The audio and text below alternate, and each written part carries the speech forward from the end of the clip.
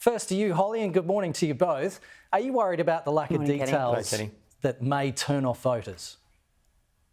No, because details will continue to be rolled out as we get closer to the election. This is normal in any policy process that you make an announcement and the details and it'll be built up around it. But what we do know is the 7 sites have been announced, but we also know that they're going to be on brownfield sites where transmission lines, the water for cooling, all of those things are already present as we see 90% of our baseload coal-fired power stations start to go offline. So the details will continue to roll out as we get closer to the election, but I think it's very promising to see how supportive Australians are generally at putting nuclear in our energy mix. Matt, a News Corp poll out today surveyed almost 1,000 randomly selected people that shows 60% support the idea of nuclear as part of Australia's energy mix. Does that concern you at all about how much support could be out there for nuclear?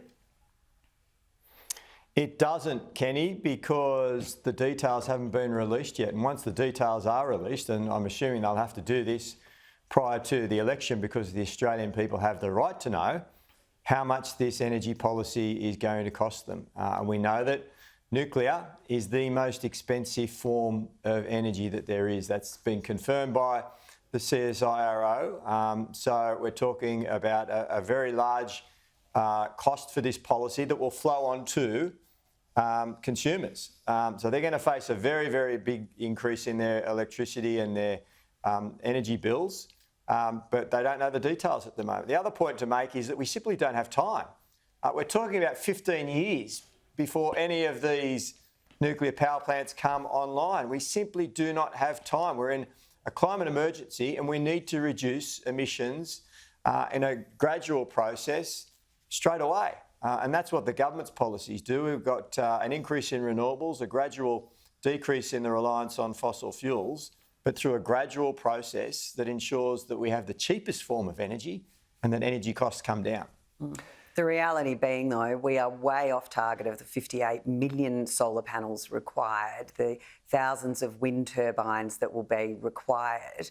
And when we want to talk about costs, energy experts are saying that Labor's plan with the 82% renewables, with new transmission lines, is going to cost around $1.5 trillion, yet we've got those in the Labor Party making juvenile memes and then talking about the cost of nuclear around $8.6 billion, considerably less than $1.5 trillion, because what Labor doesn't want to discuss is the distribution side of energy.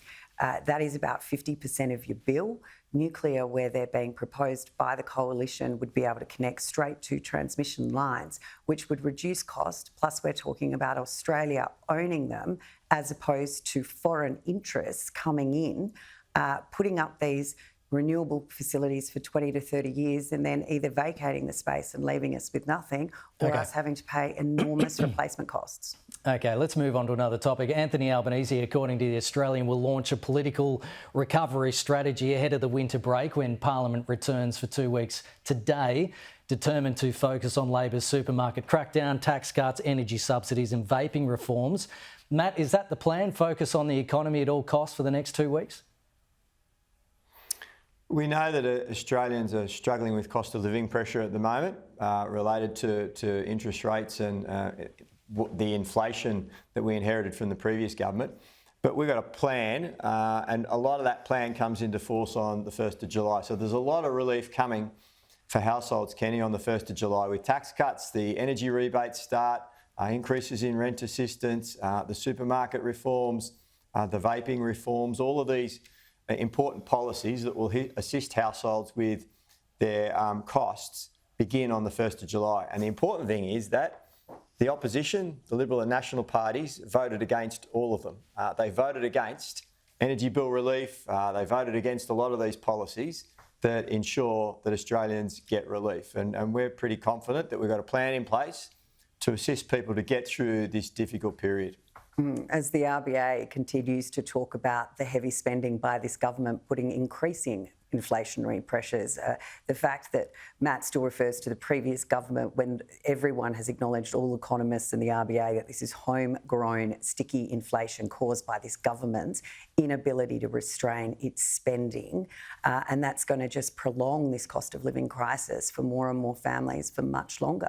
We're running a budget surplus. We're Thank you to coal and iron ore, but we want to get rid of the resources sector producing that surplus. All right, we've got to get going, guys, but really appreciate your time this morning.